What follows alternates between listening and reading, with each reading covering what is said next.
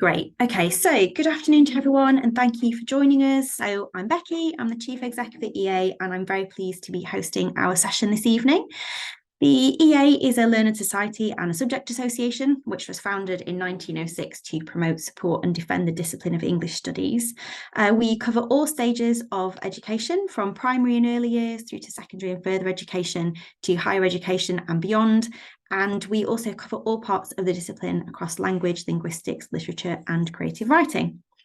Events like this one tonight are made possible by the fantastic contribution of our volunteer speakers. So thank you so much to tonight's speakers, Tiago and Pam. Our members also make it possible for us to keep these events free and open to everyone by paying their membership fees. If you'd like to contribute to the national conversation about English and help support our discipline, please do consider joining us. At the moment, it costs just £13 to join us for the rest of the calendar year. And from January, it will cost just £53 to support our events and campaigning work. And you'll get access to a range of member benefits, including online access to all our journals. And I will pop a link to our website in the chat. That's enough from me. And now it's my pleasure to hand over to tonight's speakers for our exploration of the creativity engine. Thank you. Thank you, Becky. Good afternoon, everyone. Thank you so much for being here. It really is a pleasure. You'll see how much of my ideas are in this thing that we're going to be talking about. So it's really touching seeing so many people around here to listen to us speak. So Pam, do you want to introduce yourself first before? Yeah, so my name's Pam Dale. So I am a member of the English Association, and I am a GCSE English teacher at a college in West Yorkshire, and I'm also one of the advanced learning practitioners. And I had the pleasure of being part of a group of educators from colleges and schools around the country who were involved with Tiago, and we helped him to think about the students' views and things that they would need when Tiago was developing the creativity engine. And our students had the most wonderful time testing the first applications of the app, which was fantastic. So it's been a really amazing opportunity, and it's something that we thank the English Association for allowing us to take part in that. Thanks. I'll pass back to you, Tiago. Thank you, Pam. We'll hear a lot more about Pam's experience later on. So I'm Tiago Sousa Garcia. I am a research software engineer at Newcastle University, and that big name, research software engineer, basically means that I'm someone that helps researchers around the university create software solutions for their research problems, right? So I'm someone who codes, essentially. But I am also a novel modernist, an English graduate, and a digital humanist. So I come from the humanities side, and it's because of this sort of conglomeration of things that I ended up working and creating this thing called the Creativity Engine, which if you haven't had a chance to look at it yet, I'll give you like a 1-minute pitch of what it is. And it's essentially a way of getting young writers to spark creativity, to help them write their own stories with the help of AI. Scary acronym there. Hopefully not too much. But that's sort of the 1-minute pitch. It's somewhere where students can go, a safe environment where students can go and try to get some help in going in different directions, going in new and hopefully creative and interesting directions with stories that they might not know where to go from. Okay, so what I have for you here today from my part is basically a history of how we came to this point, and a brief sort of a brief PT party about the problems that I had in developing this thing, essentially. So the Creativity Engine, first thing is only exists because of the support of the English Association, who've been with us from the start, but also a couple of other institutions, namely the Newcastle University Humanities Research Institute and the Alan Turing Institute, who contributed in various forms throughout the development. And very importantly as well, the collaboration with Seven Stories, which is the National Centre for Children's Literature here in Newcastle, who helped us with some of the things I'm going to explain later on. So they gave us basically the data that we needed to do this thing. So how did the Creativity Engine came about? It came about because the English Association invited me to speak at a workshop with young writers all the way back in COVID times, wasn't it, Becky? It was still We were still in lockdown, so it was all over Zoom. And the brief that they gave me was to talk about digital methods in creative writing. I'm not a creative writer, by the way, so I have very little knowledge of digital methods for that. But I am a digital humanist, so I am someone who thinks about humanities and digital methods at the same time. So I thought to myself, there's this newish thing going on at the time, which was text generating artificial intelligence. And I thought I played a little trick to the young writers who were in that workshop. So I've generated some text beforehand, and I came to them and I asked them to give me their thoughts on what I have written down. And of course, no one realized it had been artificially generated by an artificial intelligence. And they were very surprised when I revealed that, in fact, I did not write anything. They knew there was something weird about it at that time, but they didn't know exactly what it was. And they were all very excited about the possibilities when I made a very quick demonstration of how I had generated that text.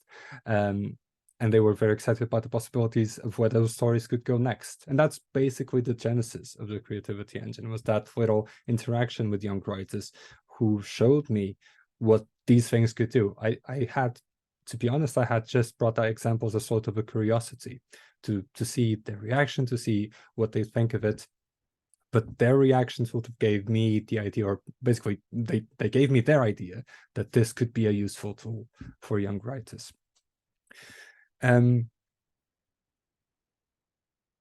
So everyone got really excited. I managed to get the support of some people here at Newcastle University. I managed to get the support of Volunteering Institute, and I managed to get the cooperation with 7 Stories, which was very important because, to give you a very quick and very high-level overview of how these things work, a text generating AI needs to read lots of text to be able to generate text, new text, right? And most of the things you hear about in the news, so things like ChatGPT 3 and ChatGPT 4, they are, they have immense amounts of data, immense amounts of text that they've used to create those things, but it's not targeted. So it's everything from books to web pages to news articles to everything. And because what we wanted was to direct this kind of technology to young writers, we thought that the best kind of data that we could use would be things that have been made for young writers, things that have been made for young readers. So we went to 7 Stories and we managed to convince them to help us out by giving us some of their archival material to use as training data for our model, which is what I call the thing that actually generates text in the Creativity Engine. So when 7 Stories came on board, we had sort of the genesis, the start of the Creativity Engine. We started developing that in September 2021, which feels like it was an age ago, because it was over 2 years ago now, and it felt like it went on forever from my side, because we had a series of very big challenges that had very little to do with the actual technology and a lot to do with resources, with time and money and people, basically. So I'm just going to give you 3 of those very big challenges. And the first one was actually, how do we transform this data that 7 Stories gave us into something that we can use to train the artificial intelligence? And that's harder than it seems, because what you get from archives usually are pictures, so JPEG files of physical pages, which is perfect if you're a reader reading 1 page. If you're a computer trying to read 10,000 pages, is next to useless. So we have to turn those pictures of words into words that a computer can understand. And that is not technically difficult. It just takes a lot of manpower and a lot of hours of work from people to actually either transcribe them directly, which takes quite a long time, or to try to make an automatic transcription and then correct it based on those images. And so that was the first big challenge, because 1/3 of the time that we had allocated for the project was spent just on doing that. But at the end of it, we had a good enough data set, good enough training data sets, which is what we call this kind of data. And that data set came from the archives of 5 authors. And if you go to the Creativity Engine, you can see those 5 authors there.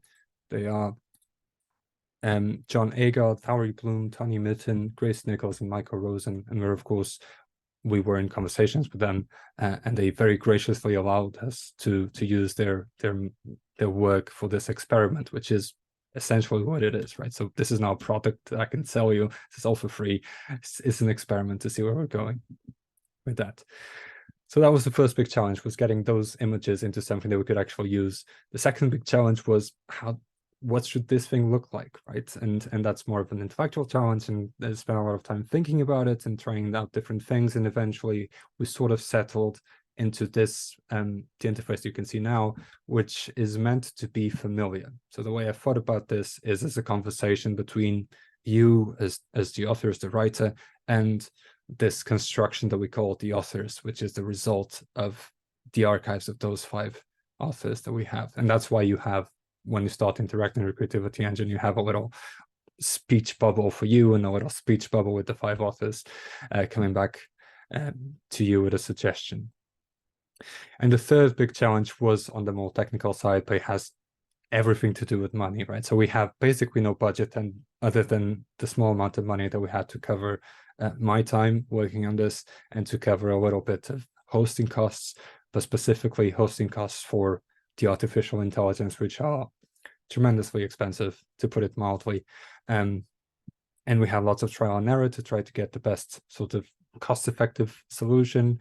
And we have lots of unexpected setbacks with one of the solutions that we had that we're very happy with suddenly not being available anymore, and we had to find something else when we're nearly ready to release. All those sorts of things sort of delayed things and put lots of pressure and diverted attention from other things in the Creativity Engine. But we got to a compromise, which is the thing that you have now, and this is why it's still and will remain forever while we can afford it, free at the point of use. And one of the compromises that we had to do is that we can't have it turned on all the time, right? It turns on when you want it, but you need to wait for a little bit if no one has used it in a little bit. And that's why if you go to it in the middle of the night, most likely not, you'll see a little message saying that our authors have been asleep for a while, we need to wake them up.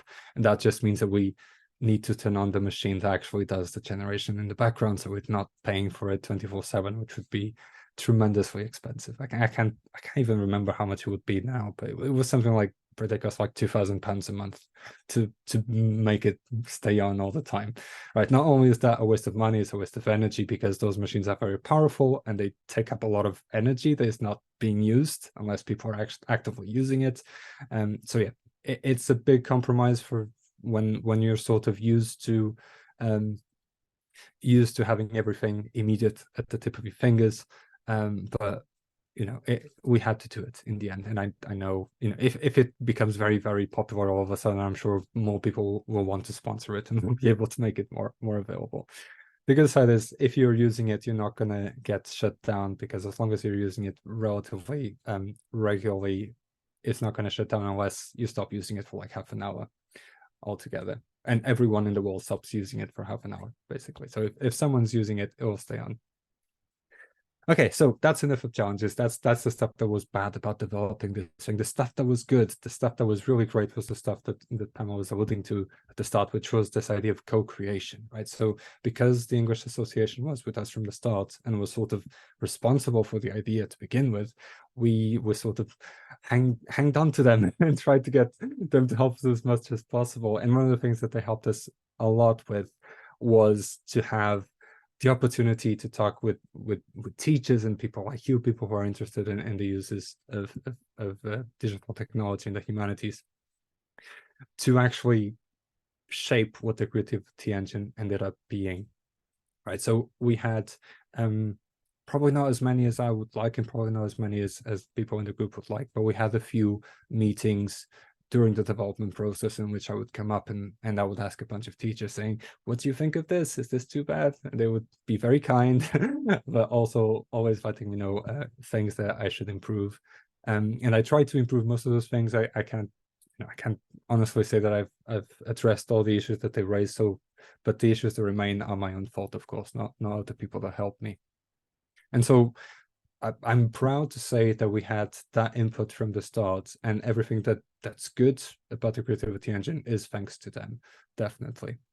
Not only were they incredibly generous with their time during those meetings, they also were incredibly generous with their students. So they'll let me go into schools to actually test the creativity engine with their students. And I spent a very fun week doing this nearly every day. In 4 colleges: the Cambridge Regional College, the Rees Heath College, Joseph Chamberlain College, and Calderdale College. I spent very fun 4 days talking to students, getting them to try out the system, getting them to give me their opinions, and getting them to tell me what was bad about it, what was good about it. And I think for me, it was definitely a very positive experience.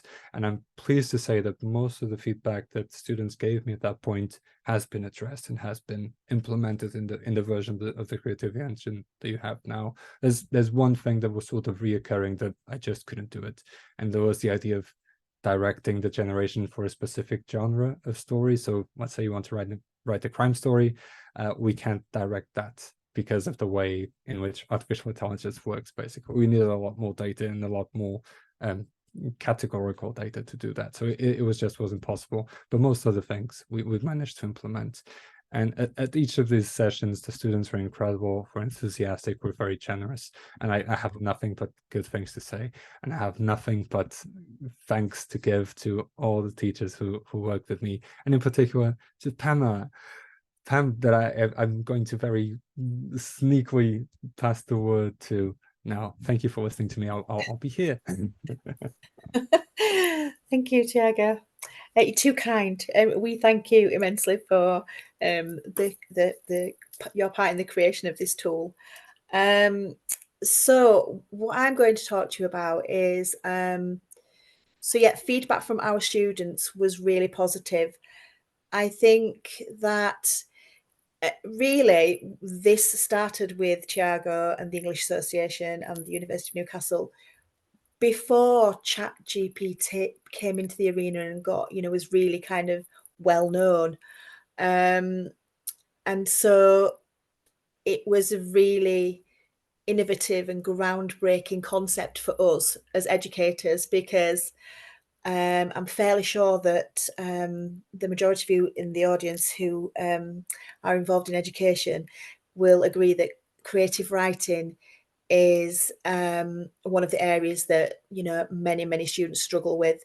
I particularly teach in a college where it's predominantly resit students, and so that's an area where that's probably our biggest challenge.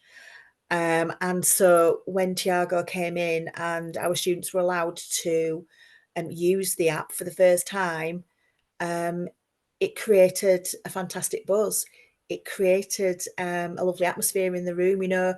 This was probably the first time these students had actually been alive and with creativity and thinking about how they could, bring their story to life. So it was really fantastic. And so since then, I've been thinking about other ways in which I can implement that into the classroom. And for me, ChatGPT is a tool that can it's all singing or dancing. But what it lacks for education, I think, is that element of collaboration. So the app that Tiago has created is that in essence, it is a collaboration between the student and AI. So it's, for me, the best of a modern world. It's allowing our students to, step into the 21st century, but the AI is supporting them and helping them to grow their creativity rather than doing it for them. And so for me, that is crucial, because we don't want something to do it for our students. We want them to make progress. We want them to engage with creative writing. We want them to think about vocabulary and punctuation and all those things. And so therefore a machine that just did it for them, or an AI chatbot that did it for them, would kind of defeat the object. So a couple of things that I would like to sort of tell you about the app that I think are really very effective tools that you can use in the classroom. And one of them is just quite simply that when you open the app up, you can have a tour of the app to tell you each section of it, and to tell you exactly how it will help, or to tell the students how it will help them. And again, students typically don't tend to engage with these things, but by reading it, so the collaboration starts right there, because they're immediately engaging with something. You know, they haven't typed in and said, write me a story. They're engaging, they're reading and thinking about how they can use this tool. So that is one thing. If your students, you know, if you do use it, if your students do use it, please make sure that you read the tour and engage that properly. And so again, for me, one of the most important things is that moment when you ask your students to write something, piece of creative writing, and there's a chorus of, I don't know how to start it.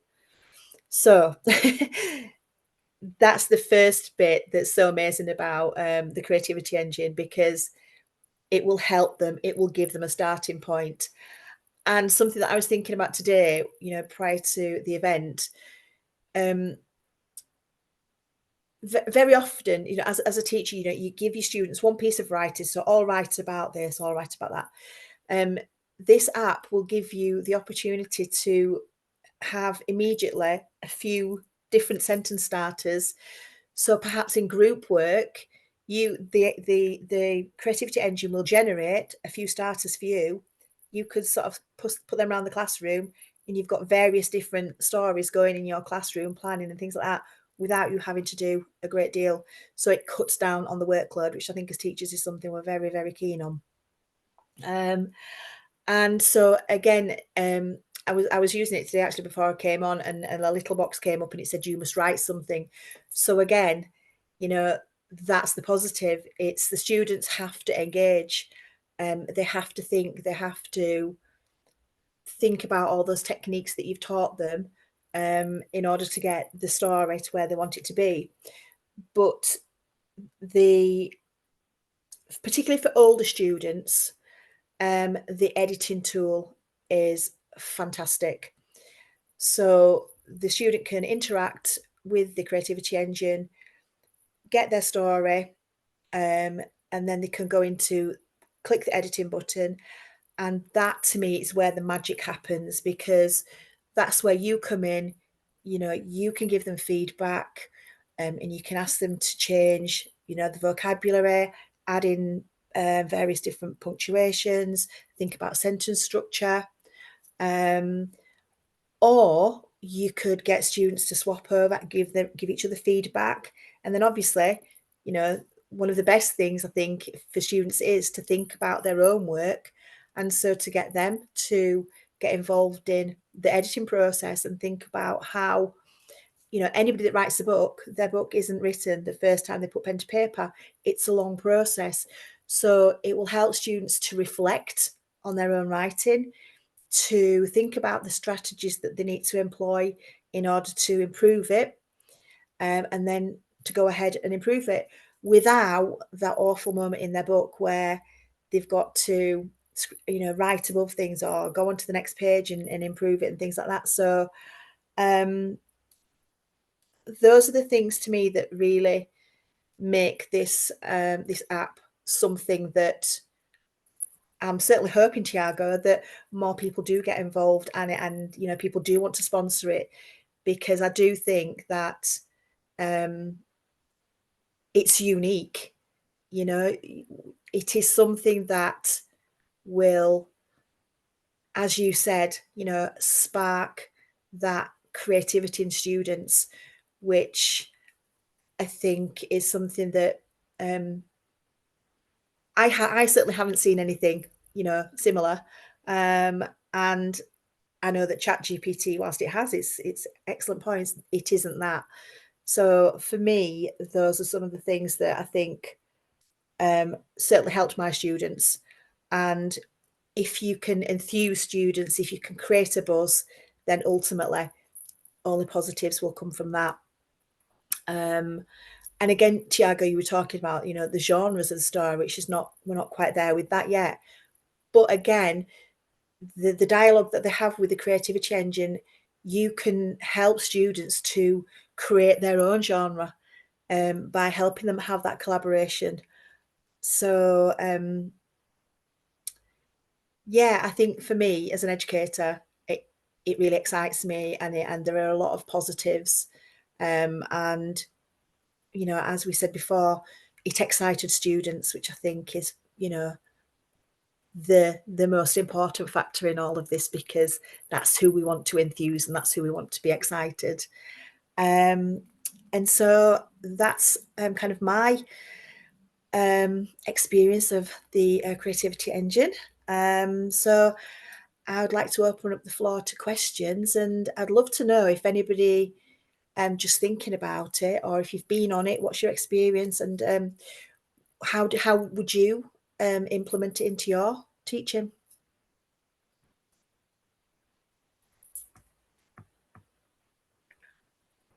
Or if you've got anything to ask Tiago, obviously, as well.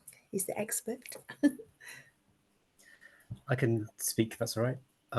Hi, Pam. I've used it a few times with students. Like you were saying, it's really good to get them engaged if they're stuck with how to start a story. So one way I've used it is to ask them to type in the last sentence of an extract we were reading, and they put it in, and they had to write then the next paragraph for the story. And it worked really well. They could get ideas from the app, and some of them carried on using it for a long time. Some of them just took a few paragraphs from it and then got off on their own on the paper. But it's been so far a really positive experience. So thank you. Matthew, just a quick question though. So because you work in post-16 sector as well, don't you? Yeah, same as you. I think your experience there shows that it does have that breadth. It will go from, you know, infant school all the way up to post-16. And I know in the trials, some A-level students used it, and they absolutely loved it as well. So thanks, Matthew.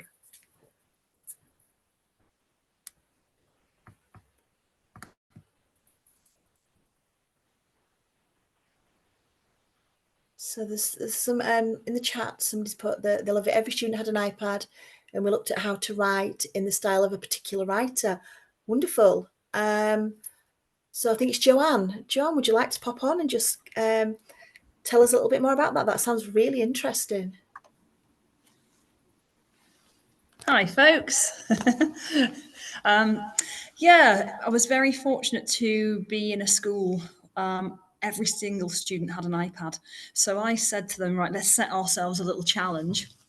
We love Sherlock Holmes. We love the whole Conan Doyle, Susan Hill, so gothic horror, crime. I said, right, wouldn't you love to be able to write like one of your favorite authors?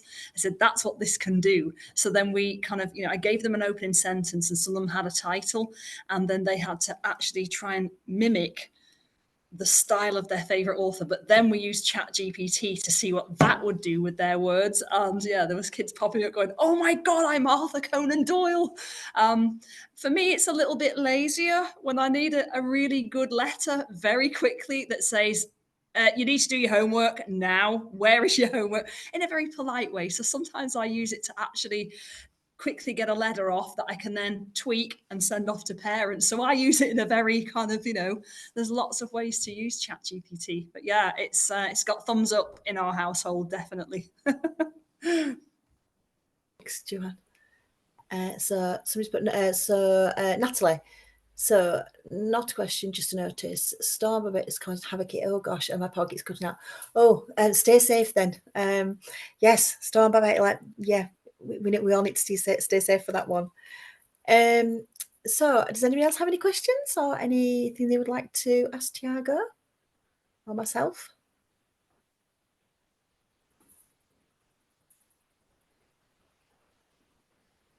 I'll ask you a question, Pam. Can I ask you a question? Yeah, you can indeed. Yeah. So one of my favorite things that I like about the creativity engine is that you don't just have to use what the creativity engine gives you, that you can take that next step in your creativity and look at the suggestion and say, oh, actually, I want to do something different. I want to change names or places, or I don't want it to be rainy. I want it to be sunshine, or, so could you tell me a bit about how your students kind of went through the sort of editing and refining process? What was that like? Yeah, okay. So so using the tool, as I said, for us was amazing, because then you can bring in the elements of, okay, so that's where your thoughts weren't going. So then how would you describe that particular setting or the weather? You know, what vocabulary would you use? How could you improve the vocabulary?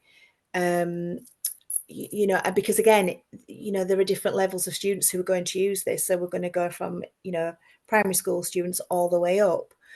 So that was the beauty of it. So we were able to, and again, you know, we have students who, you know, are teetering on a grade 4. We also have some who are heading towards 8s and 9s.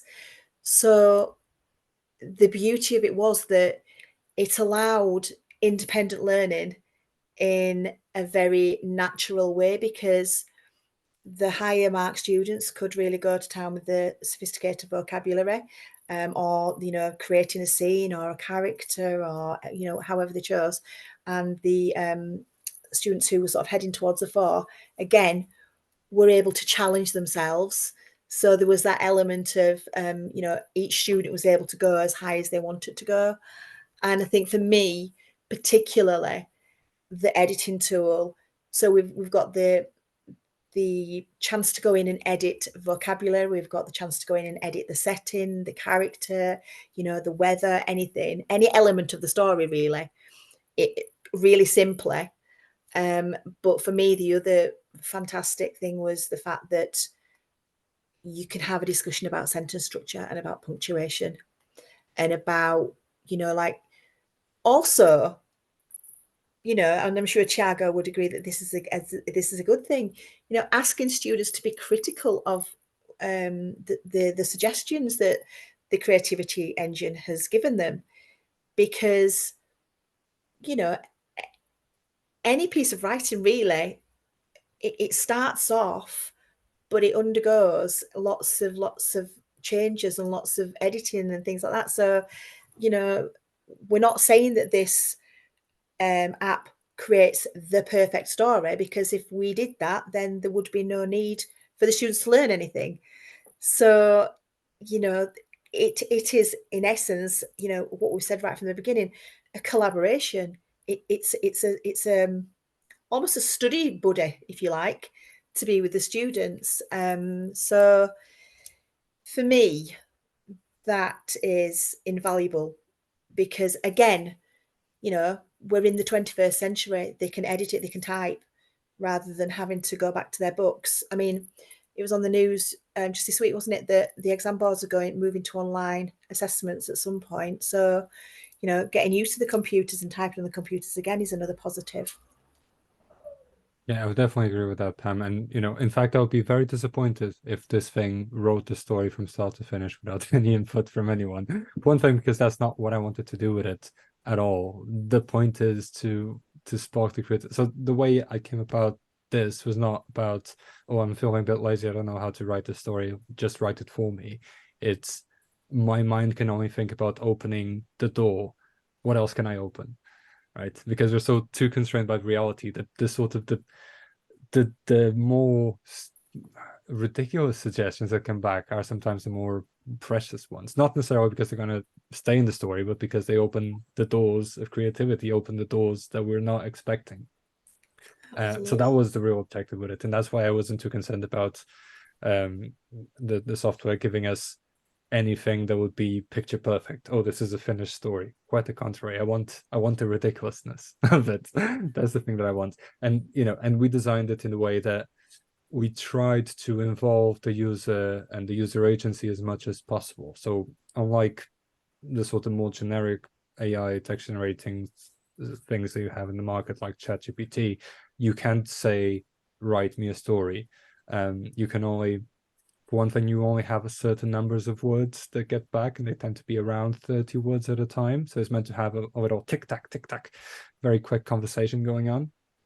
But also, even when something comes back, and if you tried it, you'll notice, you'll have options to choose from. So even when something is generated for you, you have agency about how you want that to continue. Because I was telling this to Becky and Pam before everyone else chimed in. It was never meant to write a story from start to finish. It was only meant to be a little starter motor, a little thing to get you going more than anything. Yeah. And I think that, again, that's same. Yeah, that's the beauty of it.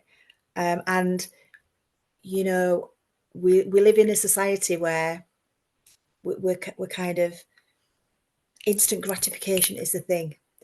But I had a conversation with some of my students this week, and I said, if you leave the lesson and your head is hurting, that means it's been a good lesson. So it's the same thing with the creativity engine. You know, it's challenging them. It's asking them to contribute to this discussion. It's asking them to think about their vocabulary. It's asking them to grow, you know, as young writers, which is what it was made to do. So, you know, it's perfect because it does what it's supposed to do, which is help people to spark their creativity.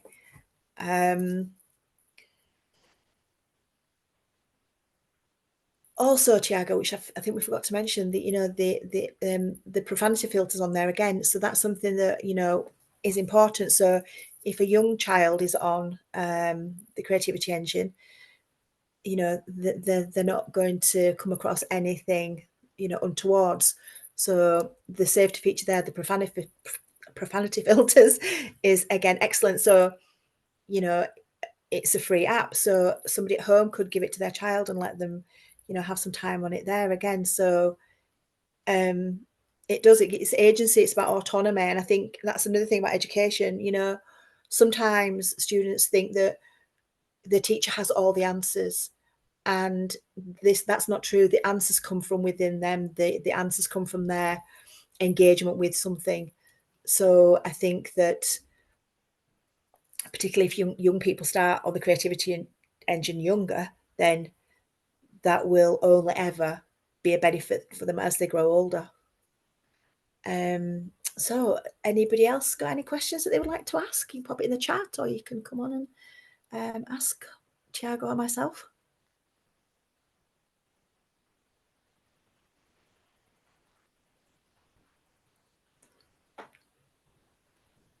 Everybody's quiet.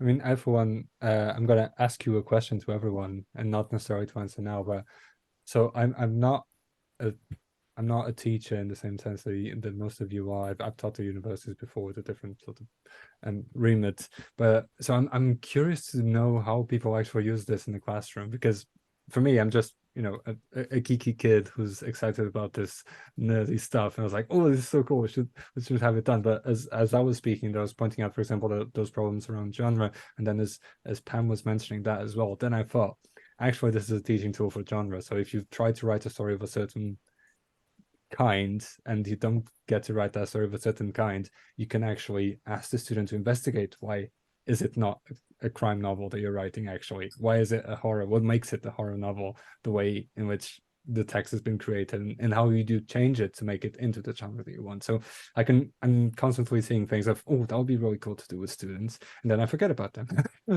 So if you do use it in your classroom, and you feel comfortable and you want to share how you've used it, I'll be very, very happy to see that. And I've seen that we've got a couple more questions. How can you get the app? That's very easy. You just go to this address.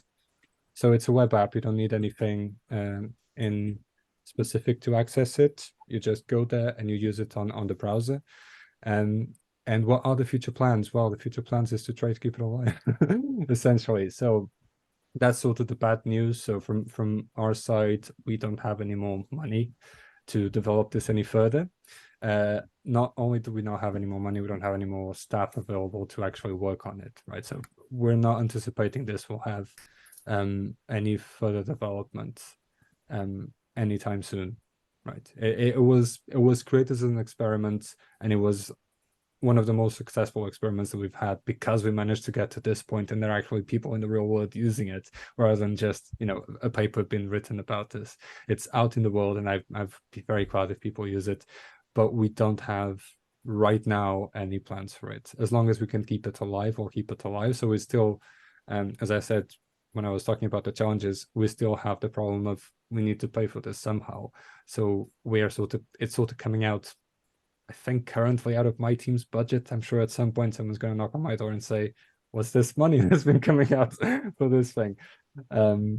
So yeah, that's the main plan, is just to keep it alive as long as people find it useful and as long as people are using it. So use it while it's there then. I mean, once Well- it's not there. So one of the challenges with this thing is that we're using material that is in copyright, and we have the permission from the authors to do that, right? So that's why we can use the names of those authors, why we can sort of communicate their work.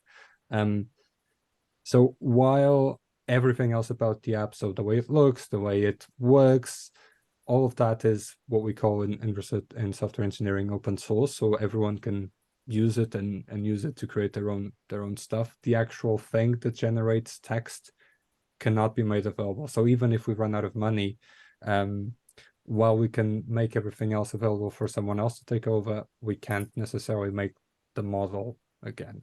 But the model is kind of plug and play, so you can put a different model with different authors to it as well. So it's good and bad news. So we try to be as open as we can where we can, but we don't own the rights to those works that we've used to create the model. So we need to respect the right holders, basically.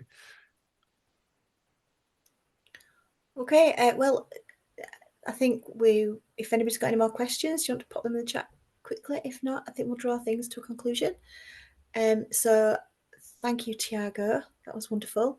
And again, thank you to you and your team and the university and everybody at the English Association for the creation of this app.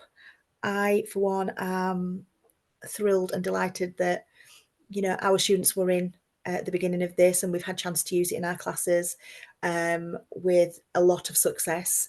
You know, I'm really happy to have been part of this and to have seen my students make that progress in class by using it. So thank you, and I'll hand back to Becky.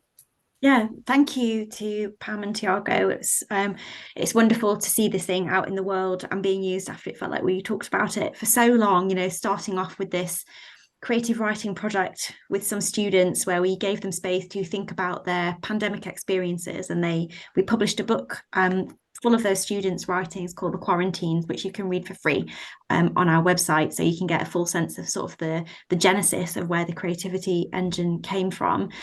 So please do be inspired to go and use it. I tend to give myself a bit of prior warning if I'm going to use it, so the authors have time to wake up. So if you're going to use it in your class tomorrow, just start that engine going, you know, 5 minutes before, and then by the time your students are in the room, it will be all ready to go. I love using it myself when I've been having one of those brain heavy days and I just need to do something different for 2 minutes. And I find just doing that small writing exercise on my own is just a good brain refresh. So thank you to everyone for being with us on this rainy, windy afternoon. It's been such a pleasure to have you. Thank you again to our brilliant speakers for making this possible. And please do think about joining us so that we can continue to put on events like this and bring the subject community together. So thank you to everyone. Have a lovely evening, and I hope to see you at one of our events in the future. Thank you.